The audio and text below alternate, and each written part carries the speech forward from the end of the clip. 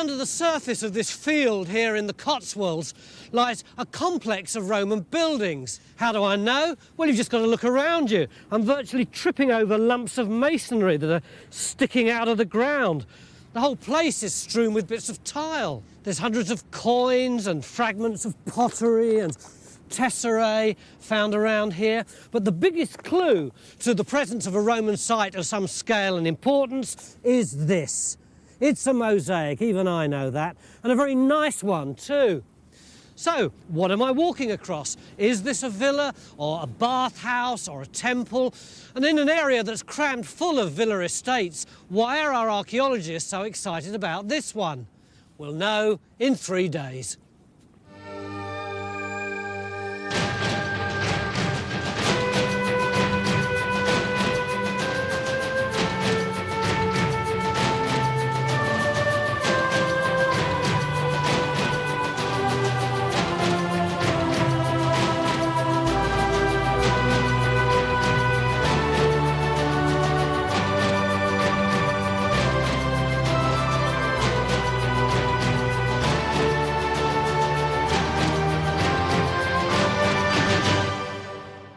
We're back in the glorious Cotswolds, this time just outside the village of Cobberley in Gloucestershire.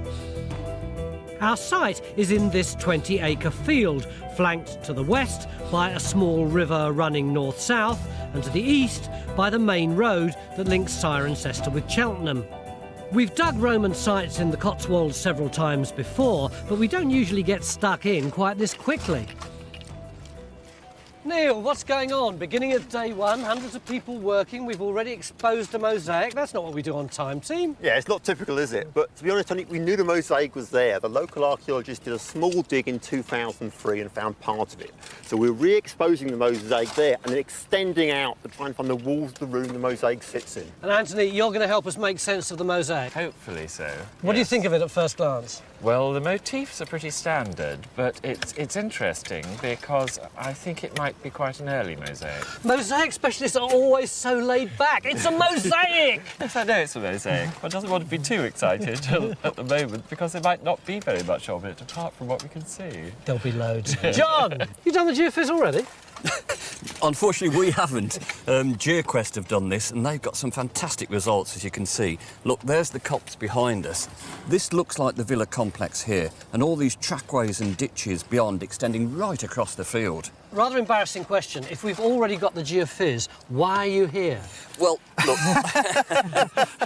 No, all GeoQuest did was a magnetic survey in the time available. So what we want to do is actually a resistance, because hopefully that will give us a clearer plan of the villa building itself. But this is a done deal, isn't it, Neil? We've got a villa, we've got a mosaic, lovely, lovely. We'll find a few walls, go, oh, isn't it amazing the Romans had underfloor heating, and go home. Well, I like the way that you and John are both using the word villa. Yeah. You're assuming it's a villa, aren't you? Because of the mosaic in the middle of the Cotswolds, it's a villa. Do we actually know that? I don't know that. And there's some very unusual things on that geophysics. I mean, what are all these strange trackways and roads all about? That doesn't look like a typical villa to me. And then we've got the springs on either side. That's unusual. So don't just assume it's another villa, it's all to play for. Quite rightly, Neil's not taking anything for granted. So while John and his team start their resistance survey to try and locate the walls of our possible villa, in the mosaic trench, they're getting to grips with the dimensions and shape of the room. This here, presumably, is the edge of the border, and this is where the wall starts. Yes.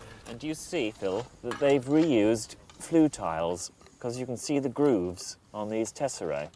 Grooves to latch the plaster to on the walls. Looking at that, if that is the edge of the border there, yes, that's about 60 centimetres. What's it like at this edge? Right. Yeah, give or take, that's 60 centimetres. So it looks like we've got a consistent border of this red tile coming all the way around the outside. Well, the interesting thing will be if this is 60 centimetres going this way, because it'll give us the orientation of the room. If this is more than 60 centimetres, then the mosaic goes that way, and the mosaic is likely to be larger than we suspect. And also, Phil, the material you're standing on, If we can excavate that and get some coins or pottery, that'll give us a date when the building was knocked down. Well, exactly. I mean, if we think that this is an early floor, it'd be very, very useful to know how long the room was in use and in fact, when it went out of use. Well, it must have been in very good condition when the building went out of use. It's hardly decayed, apart from where the plough damage has got to it. It's quite pretty floor. You sound like a salesman. Carpet salesman. I sold it. Over recent years, amateur archaeologists have recovered hundreds of finds from this field. They provide intriguing clues to the history of our site.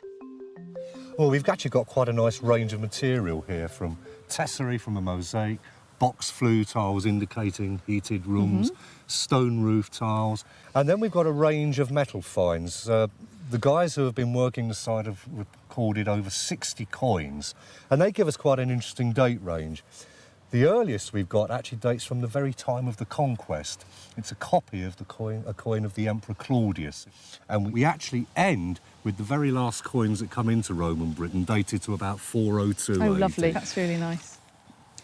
We've got two brooch fragments, which are late 1st, early 2nd century, and a lovely little miniature 4th century bracelet. Yes. It may be for a child, Ooh, it's or very- it could even be yeah. a little votive object. So what do all these finds tell us about our site, Mark? Well, certainly it looks from the finds that we've got so far that people have been living on this site since the beginning of the Roman period through to the end, and probably just beyond the end.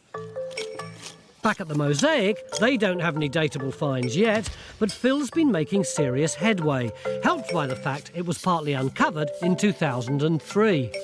This mosaic is good, isn't it? It's getting bigger by the minute. It's getting better, Tony. We've got the room next door and it's got a mosaic as well.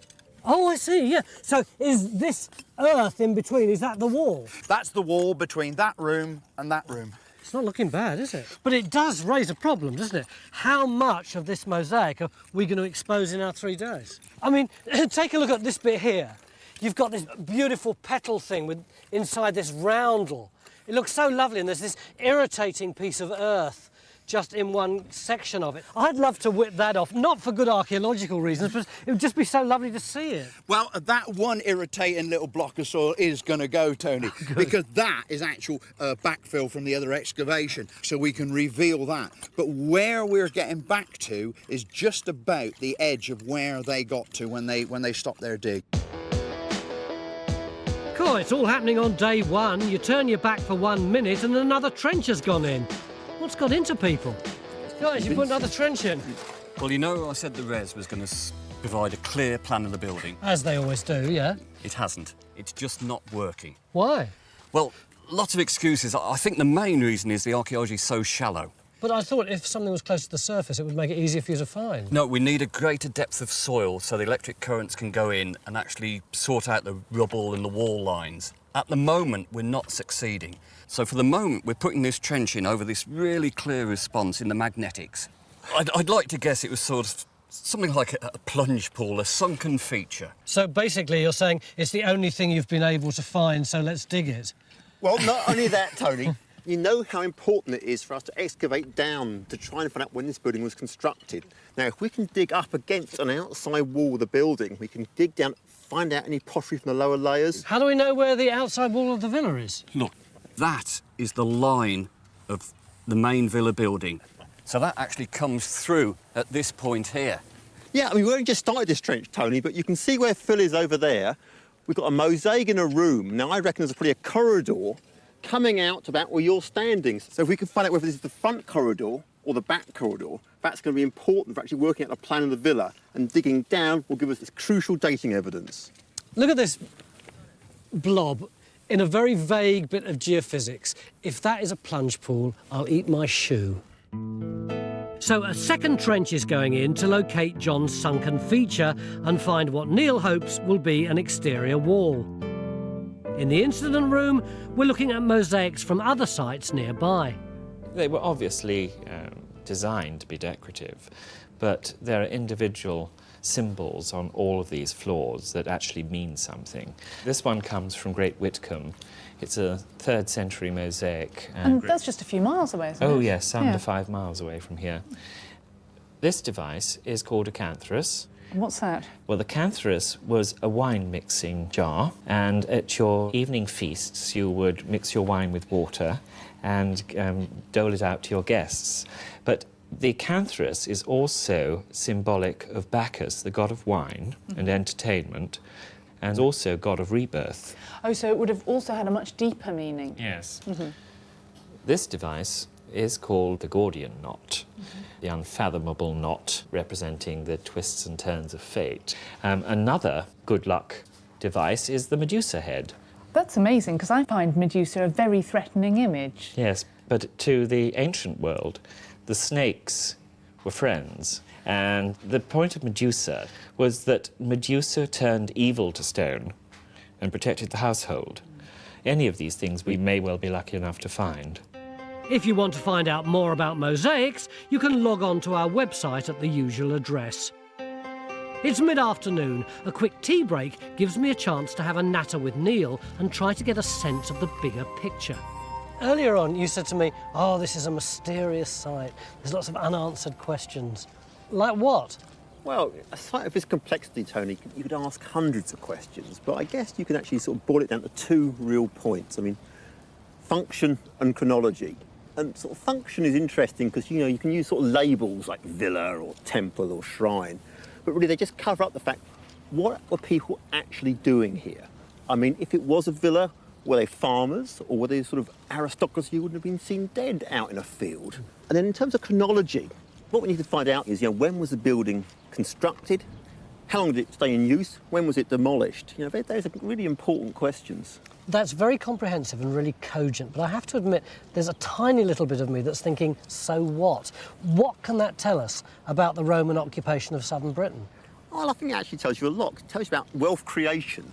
I mean, the idea is the Cotswolds are wealthy in the late Roman period. Now, is this because people are starting off in humble, poor farms in the 1st and 2nd centuries AD, gradually making some money, then in the 3rd and 4th centuries AD, they, OK, let's spend our cash, our hard-earned cash that our ancestors have built up with mosaics and fancy houses? Or is it the case that people are actually coming in at an early stage, bringing money in from outside into the Cotswolds to build things? And that tells you a lot about how Roman Britain actually functioned and where the money came from.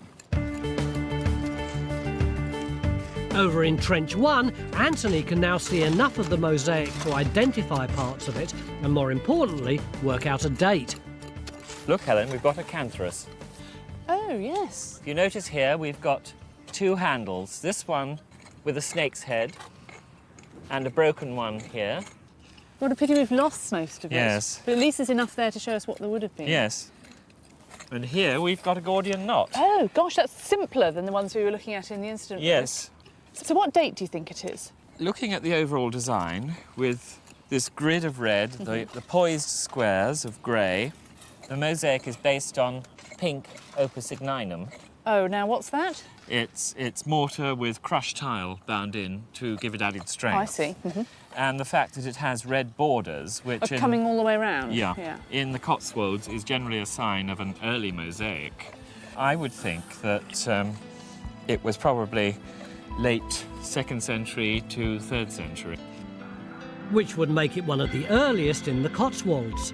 But could the construction of our villa predate the mosaic? We still don't yet know the chronology of our building.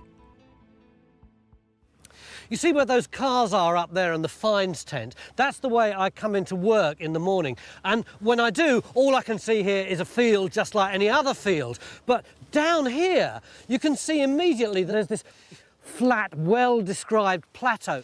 And it slopes away down to this little valley here. Mark, does that mean that this landscape has been deliberately sculptured? There's absolutely no doubt about it. You're quite right. That area there has been levelled to take the structure. And we've got this little valley which heads down to the river. But the geophysics show that this entire valley has been framed, if you like, by this pair of massive ditches that come right up one where we're standing, turns at the head of the valley and then run back down the other side. Why would you do that? Well, exactly. What's really interesting is that towards that clump of nettles, Yeah. we know that there's a spring there, or has been a spring there in the past. And the fact that this valley's framed, a spring at the head, it does make you start to wonder whether there may be some kind of structure around the spring itself. Are we talking ritual? We might be. I mean, you could envisage at least two contexts for structures here. One would be a little spring-head shrine. The other, if you've got a good force of water, is a bathhouse. If Mark's right, and the lines running round the gully on the geophys are ditches enclosing a shrine, spring or bathhouse, then our site could have a religious dimension. Over in Trench 2, there's no sign of John's plunge pool, and that's a relief. I was worried I might be eating my shoe for a minute there. But Bridge has made a discovery that could help piece together the plan of our building. Looks like you and Ian have got... Is it the wall? It does look like it. Looks like the face of it coming along here, just where Ian's trowel is. And is it mortared? Yes, a nice little, see this yellow here. Just bits of remnant of mortar in between. Well, that's just the right position to tie up the geophysics to be the actual outside wall of the house. So I guess you and Ian are now actually in the corridor Yeah. behind which there's the room which Phil was in with the mosaic.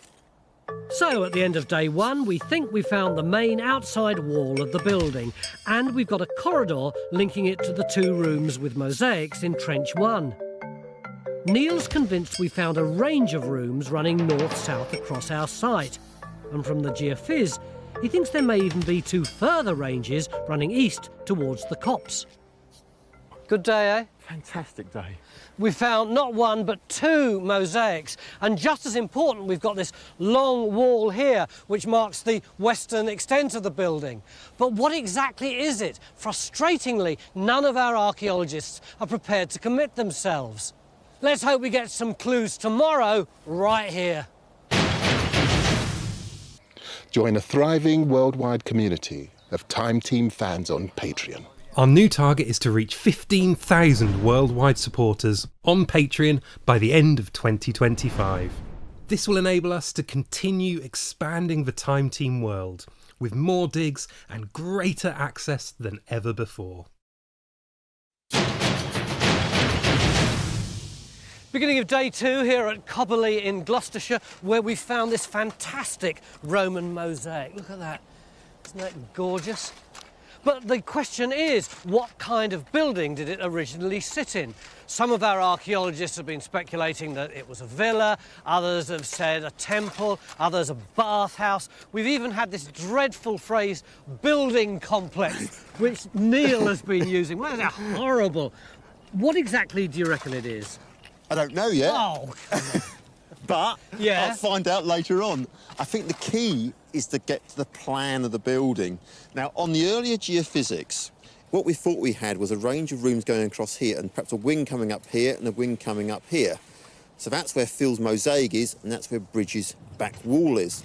But this in colour here, this is John's new resistivity, and can you see these big anomalies here?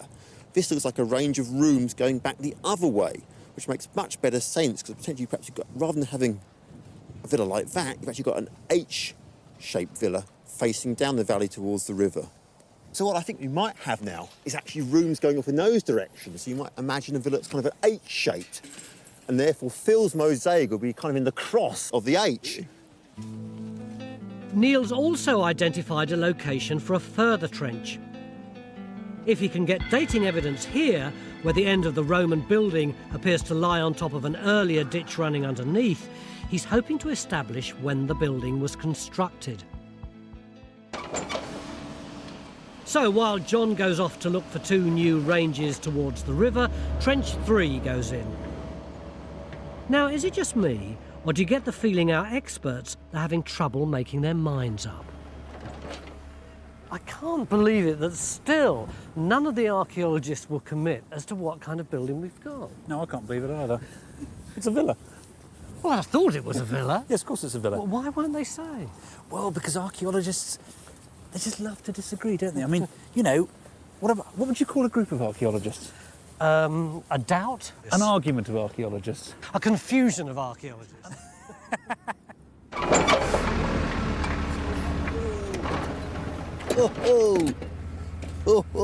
This is a bit more like it, Ian.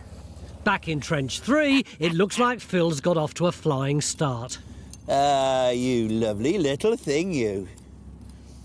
You're a big piece, aren't you? A big... Whoa!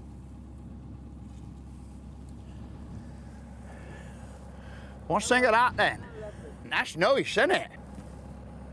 Nice rim on it, Phil. And in fact, there's some lines, decorated lines on it too, round here. Whoa!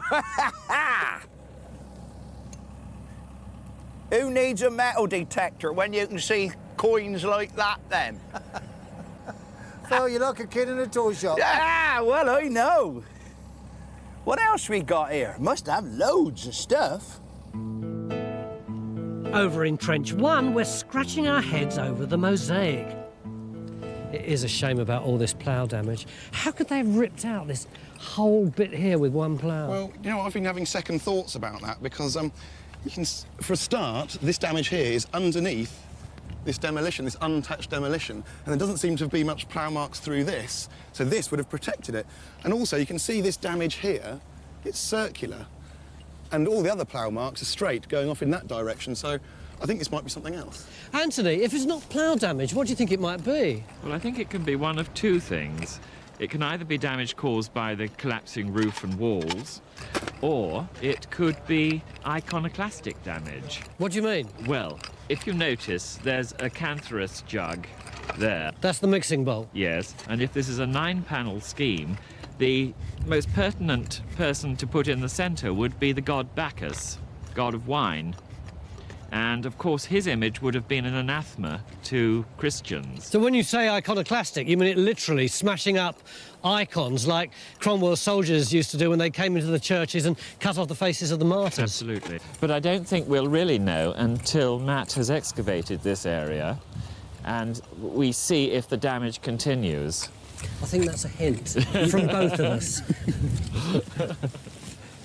If the damage to the central panel is evidence of Christians wrecking a pagan icon, then that would add a fascinating twist to the story of our building.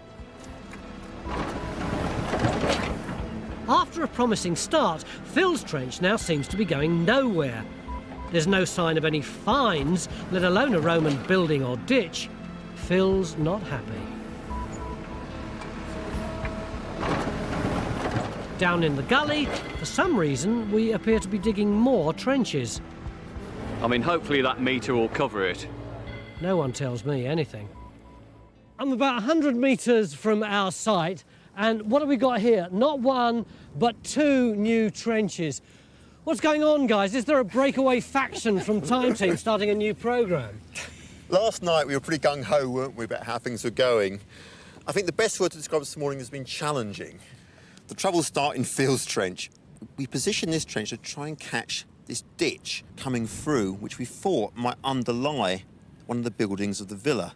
But bizarrely, there's absolutely nothing in the trench at all. Why not, John? We can't explain why we can't find it in Phil's trench. So what I've suggested is, look, let's move away from the area where it's complicated, where we've got all the Roman building material on top, and let's take a section of ditch that is far clearer for us to investigate.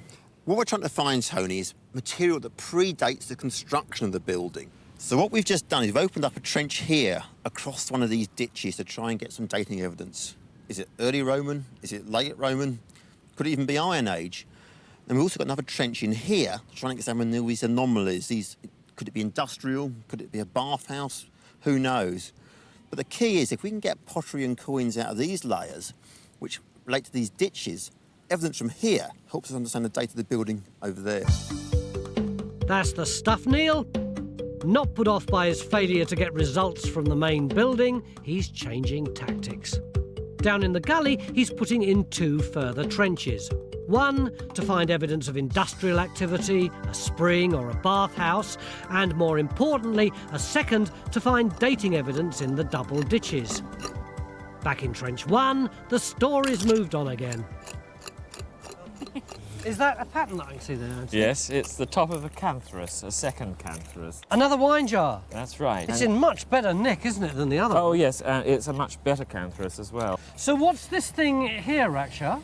Well, You know that we had this big hole in the middle of the mosaic? Well, we've got more now. There's another one appearing there. And this one is quite curious because somebody's actually cut into the floor this absolutely beautiful mosaic floor. And then they've built, can you see these are Roman roof tiles for foundations of a wall. And there's some stones mortared in there. And on the other side, it's mirrored. Just there, they've cut into the floor again, and there's more blocks and more mortar. It looks like it could almost be a kiln or a fire or... Well, that's the thing. What is it? Has this lovely mosaic area gone out of use and they're using another part of the villa? Are they using this as an industrial area? We just don't know yet. It would be a tragedy if your theory of iconoclasm proved not to be true, because it's such a fantastic word. But it looks like it might not be right. Well, it may not be right, indeed. If this is a press or something like that put into these old rooms, then it could easily be borne away by industrial process. What's so intriguing about this trench for me is that every time we come back here, there's a slightly different story. And we've still got about 1.5 metres left to clear. So I'm sure it'll change again, too. Give us 2 hours, Tony.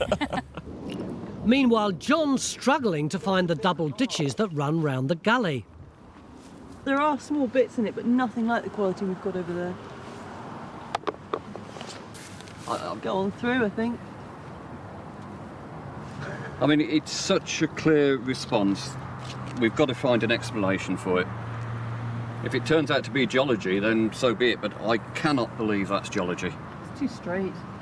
There has to be an explanation for such a strong response. Carry on down. I'm depending on you.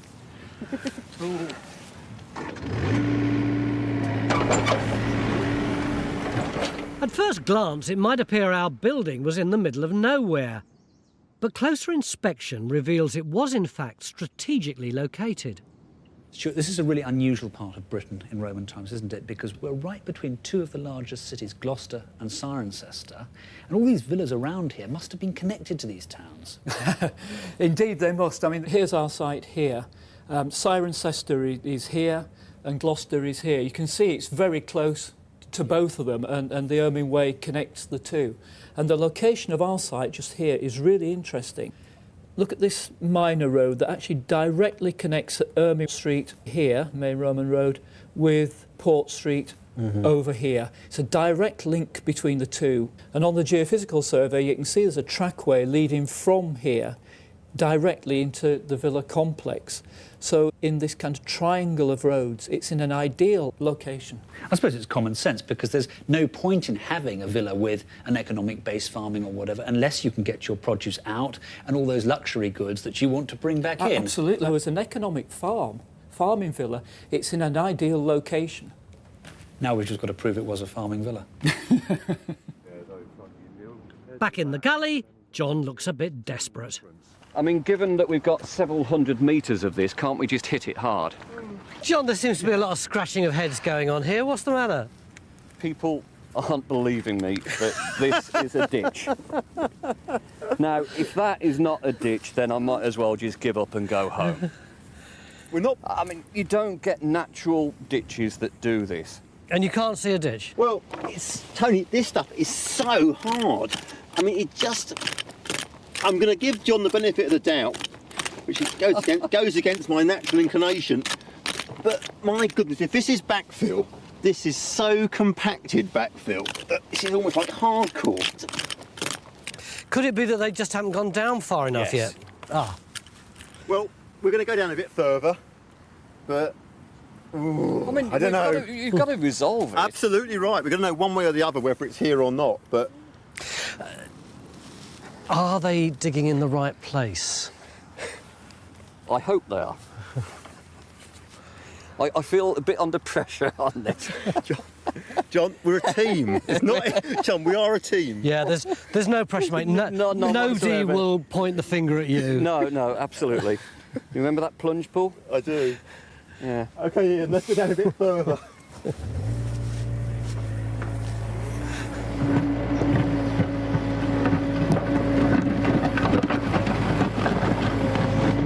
But just one scoop later... We've just shot that. What, 20 seconds Can I ago? borrow you a second? Oh, look, just look at his face. Just say that again. Could I borrow you a second? Look, hard rock. And what have you got there? Soft clay. Soft clay with tile. Yeah. Yeah, what? Yeah, this is not natural. That is natural. We need to see a bit more of this. What do you need? There's a bit of Roman pot in it. John, you might just be right. Well done, mate. I never doubted you for an instant. No, not at all. Nobody in the whole shoot did. Okay, Ian, a little bit more out, I think. So, after some initial doubts, we're getting Roman finds in the double ditches, just what Neil needs to start dating the site. And we're making further progress over in the mosaic trench. Oh, Matt. When there's a flash mosaic like that, why on earth are you digging a whopping great hole next to it? Well, what we're trying to do here is establish where the walls of this building are, and this we thought was our best bet for an external wall. Well, there's no wall there, though. No, I mean it's been totally robbed out, and you can see they've chucked back in all this yellow sandy mortar and these bits of rubbish stone. But the most interesting thing about this is its width. Look, it's almost a metre wide there, and I've gone down what? Almost half a metre, and it's still going. So if the wall was that thick, it would have been easily strong enough to hold up an upper story, wouldn't Yeah, it? absolutely. And so I think that verifies that we've got one of the external walls here. The likelihood now is that our building didn't have just one, but 2 stories. And Matt's also found a layer of rubble running all the way underneath the mosaic. That could mean we've got evidence of an even earlier building.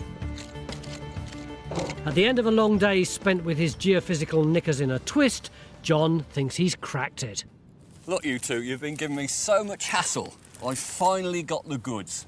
And if you don't believe me, then that's it. John, you had a bad day today, mate, so come on. Look, this is the resistance you wanted. I reckon we have got a whole new range along the brow of the hill there, turning the corner and joining on with everything that you've had for the past day and a half. Neil? It looks pretty convincing, doesn't it? I mean, I guess what you've got is you've got the original H-shaped villa, and that's your 2nd century villa with your 2nd century mosaics. Well, what it looks like really is we actually got an sort of capital A shaped. So what's happened in the 4th century, they've added on this whole new range with a courtyard. So, if Neil's right, and the shape of our building has changed from a capital H to a capital A, with an additional range to the west, it's even bigger and more impressive than we first thought. Is it a villa? Well, you know, I change a habit of a lifetime and get off the fence, Tony, but it probably is a villa. But before I'm completely certain, what I need to see is a trench in there tomorrow. Let's prove that that's 4th century. And if we can get 4th century dating and maybe a 4th century mosaic, then yeah, it's a done deal. So, end of day 2, we've nearly possibly got a villa, and tomorrow we're going to put the trenches in here to see if we can find the really high status rooms. And who knows, maybe another mosaic. If you'd like to see more episodes like this, you can make it happen. Our new target is to reach 15,000 worldwide supporters on Patreon by the end of 2025. This will enable us to continue expanding the Time Team world. Enjoy front row seats for the greatest show on Earth and under it.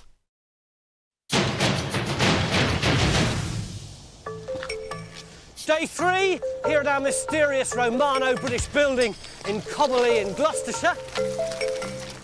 We've got a marvellous mosaic, 2nd to 3rd century AD. We've located one of the exterior walls. And we think we found the big ditch that surrounded the whole thing. This is so typical of Time Team. 1 minute we can't find anything at all, and the next we've got the most fantastic archaeology. Have you got anything at all in yours, Phil? This is glorious as well, Tony. Though, to be quite honest, when we stripped it off first, I didn't think so. There was nothing in this trench. We were looking for a ditch and we were looking for the end of the villa. I actually removed about that much material, and look, before your very eyes, we have a ditch running through there, and then this magnificent curve of wall going round there. Is that an apse? That is the apse. And this wall here, Matt, give us a wave. See, this wall goes straight the way through to Matt, and if you follow that round, it goes down, and it appears in the wall the other side of Raksha. So we've got this wonderful apse looking up towards the main entrance, the grand entrance. As somebody approached it, would see this magnificent apse. Hang on, Phil. The wall is going through the ditch, isn't it? It does, and that's the important thing about it. It shows how long people were actually on this site when this apse was built. This ditch had already been dug, used and filled up. So have we got any dating evidence from the ditch? We've got dating evidence from the top of the ditch, which looks as though it could be early Roman, but what we need is material from the base of it. It's a fascinating story. And we've only got another day left. We have indeed. This is turning into a building of some grandeur, with mosaics and now a posh curved end to the southern wing, known as an apse. It's likely this was matched by a further apse on the opposite side. And Neil's now busy putting in 2 new trenches to locate a further range of fancy rooms in a western wing. That's your level there, Ian. So I think just literally this, pull the loose back, I think that is the laminated bedrock.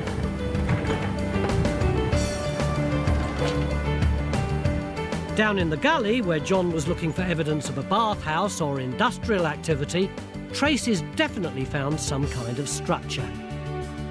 We've got stone walls running along up the hill that way, full of brick and tile, and you've got evidence of burning on the internal edges of the stones here. Yeah. So we're thinking maybe kiln. I mean, you've got the grey is the heat damage, but you've also got that pinky tinge there spreading into the actual stone. Yeah, that's a sign of real intense heat, that Right. change of colour there. Any finds? Well, yep, we've got some really nice. Wow, look at that beautiful piece of moulded terracotta. What on earth is it, though? Well, it's probably part of an acroteria. They went on roofs. What is fascinating about this is that these things are so rare in this part of the world. They're largely confined to southeastern England, and in date they tend to be only 1st to about middle 2nd century AD. Really high status buildings. Yeah. Nothing else would aspire to having acroteria. So this is a real find. Yeah. Acroteria are not a Greek football team, as you might think, but decorations for a Roman building, perched either on top or running along the edge of the roof. So what did our villa look like? Well, a few depictions have survived from antiquity that give us some idea. This villa was obviously built to impress. Yep. And it's quite likely that we had fine dressed stonework painted in red. We had upper galleries like this and corner towers, large windows to let in the light. We have one from Meon Stoke in Hampshire that shows that the facades, this is an actual facade that survives, and it was polychrome, many-coloured brick and stripes on a white facade. In fact, the whole facade would have been really quite colourful. So anyone coming to Cobberley in ancient times couldn't possibly have missed this villa, could they? No, I would suspect that it was quite a substantial thing in the landscape. So what about the 2 trenches Neil had put in to find a western wing? Well, do you want the good news or the bad news? Let's get the bad news out of the way first, from Trench 6. No 4th century range? No 4th century range at all. We haven't even got one piece of Roman pottery out of this trench. So that dramatic geophys wasn't archaeology at all, it was just this rock? Yeah, I mean, all we've got in the trench is a shallow ditch running through here, but no rooms. Mind you, over here, we've actually got something. I feel such a fraud. Yesterday evening, I turned to camera and I said, tomorrow we're going to have a 4th century range here. We're going to dig it tomorrow, put in loads of trenches. Who knows, maybe we'll even get another mosaic. And what are we walking across? Dirt. Yeah, well, not all that glistens is gold with geophysics, but this is gold. Look at this. Classic Roman demolition. Pink wall plaster, stones. Look at some of the finds coming out, Tony. Got these fragments of painted wall plaster with this nice purple colour. Bits of hypercoarse box tile. This would channel the hot air up the walls. And these large bits of tile from an underfloor heating system. So we've clearly got a room. Oh, yeah, without a doubt. And what we need to resolve is what date is this? Because one of the big... Any dating evidence yet? No, not yet, but we're early days. What I'm kind of hoping is that this might prove to be a 4th century bolt-on, 4th century rooms, even with 4th century mosaics. So disappointingly, no western wing. And John can't find any trace of a longer southern wing either. But we have now found a high-status room in Trench 7. Down in the gully, we're finally able to confirm industrial activity on our site. Yeah, it's looking good now, isn't it? Got a good depth of wall on here, and a nice edge running around there for maybe the stoke hole. Yeah, it's really clear, isn't it? The difference, the black against the undisturbed yellow here, got a very clear line of division. Clearly now this is the entrance into the flue, running up through where Ian is. And this, I think, is actually the ash pit, you know, where they raked all the charcoal out after each firing. It's likely this kiln was where the materials used to construct our building were manufactured. Lime needed for mortar or terracotta tiles for the roof. Meanwhile, Bridge is getting to grips with what our villa looked like. Bridge, when I saw you yesterday, you were coming down onto a mortar floor. How's that worked out? Yeah, no, it's great because we're now getting down past the demolition layers and we've come on to 2 phases of flooring. You can see you've got the latest one here, which is this nice white hard mortar. Yep. Underlying it, we've got the bedding make-up for it.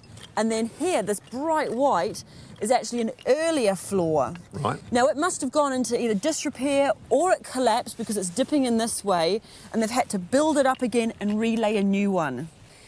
You can see it comes to a dead stop right in front of me there. That seems to be the edge of the room. And then just beside it, it's actually robbed out at the moment, but there is a wall to the building there. And how wide's that wall, Bridge? Well, it looks about 60, 70 centimetres wide. Okay, so pretty substantial. Yeah. The interesting thing is, we've been talking about a corridor being in this area here. Coming down onto now, what looks like an external surface. You can see these small bits of stone have been deliberately laid as if it's outside the building rather than inside the building. So then, what I'm thinking is, we've already found this wall here. Could we potentially have the external wall to the building up here? Then from that, we have a roof that comes over this external corridor and it comes to this wall here. Yeah, I mean, this seems much less substantial wall, doesn't it? I mean, you might wonder whether this actually was open. Could this have supported like a colonnade or something? Well, that's exactly what I'm wondering. You see, I've been interpreting this hole here as a robber. Yeah. But in fact, what it could be is where one of those pillars could have sat inside the wall that's holding up that colonnade. This is great. It now looks like there was a colonnaded portico or cloister within the main villa complex, with a view out over the river valley beyond. Back down in the gully, Mark's made real progress in the double ditches running round the site. Do we know anything about them yet? We've been very lucky, Tony, because as you remember, this is one of those ditches that surrounds the villa and then around the valley at the back. And we've had a lot of pottery out of it, and we can date it. Go on. It's all 2nd century AD in date, including the classic Samian ware imported from France. So it looks like this ditch here is being backfilled before the end of the 2nd century. So what does that tell us about the story of our villa? Well, it now demonstrates that you've certainly got Roman period activity here, maybe from the 1st century AD. There may well be another building, because we did have those terracotta architectural features from over there this morning that are also early in date. So it does point to an earlier structure, we just haven't found it yet. We're nearing the end of our final day. Neil's determined to prove the northern range was added on in the 4th century, so he's putting in one last trench. Back in Trench 7, we're starting to get a clearer picture of the decor inside the room. This has just come up, and this is quite exciting. It looks like a road sign to me. Yes. Well, what it actually this is the clue to what it is. It's a candelabrum, a white scheme with these thin black candelabrum that come out into a sort of a lily shape with foliate designs, leaves coming off, Right. dividing the panels. It's quite delicately done, isn't it? It's quite small scale. Yes. Here we've got a bit that shows us that they had colour schemes of this Pompeian red, white bands. And a straight line between the two. Yes, this might have come from a square wall panel, or it could have come from a dado strip about 3 or 4 feet off of the ground going around the room. Time's run out. There's lots of archaeology coming out of Neil's final trench, fragments of wall plaster and tons of rubble. But none of it proves this was a 4th century addition to a 2nd century villa. It's so frustrating, isn't it? On the other side, we've nailed down the mosaic, nailed down the double ditches, we've got the apse, but over here it's chaos. It is. I mean, I think we can show there was structure through here. I mean, look at the finds trays, Tony. We've got masses of rubble there, lots of building material. Clearly there was a Roman structure through here, but it's been heavily demolished. And I think as well, you know, in retrospect, is that word again, the main thrust of the building is further up here, actually on the breaker's slope, and this is rubble being pushed down. Yeah, we've got the central bar with the mosaic in, no matching range over that side, and I know John still wants us to believe in his geophysics across the front there, but I have to go with what I can see with my eyes, and there's just bedrock there. Have we got the shape of the villa now? Well, it's gone from an A to a capital H to a small h. Virtually all the letters of the alphabet, actually. Virtually. And what letter is it? Half an H. Half an H. So at the end of day 3, we can finally tell the story of our villa. The core of the building, a central bar with a mosaic and a portico, were built in the late 2nd century, perhaps on top of an earlier villa. And then a short southern wing and a long northern wing were added on, probably in the 4th century. It would have been an impressive sight. Approaching the villa, you were met by grand apses on either side of a main entrance. It was a multicoloured building with decorations around the roof. Inside, there were centrally heated rooms, one with painted panels and an intricate candelabrum design. To the rear, a colonnaded portico overlooked the river valley. And what about our mosaic? Well, on closer inspection, the central panel appears to have been removed deliberately and then neatly replaced with stones. Anthony now thinks it may well have been Christians destroying a pagan icon after all. Anthony, you were a bit laconic early on, but you've got to admit, that's some mosaic. Yes, I'm very pleased with it, especially the Cantharus. It's the finest one I've ever seen. Good! So what's going to happen to all this stuff? It's good news. The landowner, the county archaeologists and local groups have all come together to ensure that this fragile site's going to be protected, and also that further investigation is going to take place. Well, that's good news, isn't it? You know, when I first came here, I was hoping for something a bit exotic, like a temple.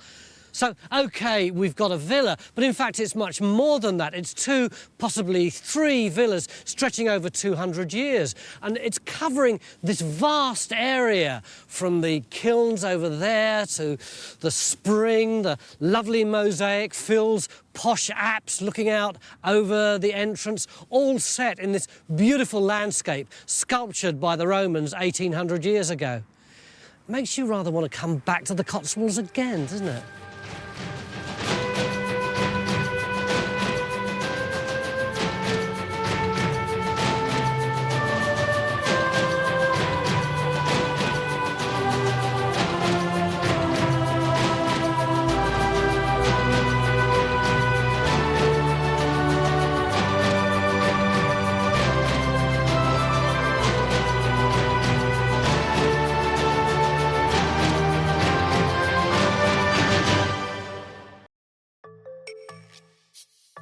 Join Time Team on Patreon to access exclusive 3D models, masterclasses and behind-the-scenes insights.